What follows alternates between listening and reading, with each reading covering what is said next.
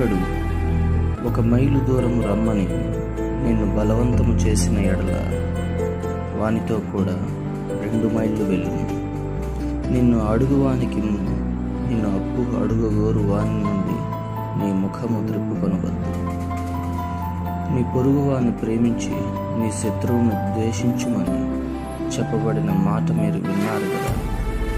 నేను మీతో చెప్పినదేమనగా, మీరు పరలోకమందున్న మీ తండ్రికి కుమారులై ఉన్నట్లు మీ శత్రువులను ప్రేమించుడి, మిమ్మల్ని హింసించు వారి కొరకు ప్రార్థన చేయుడి.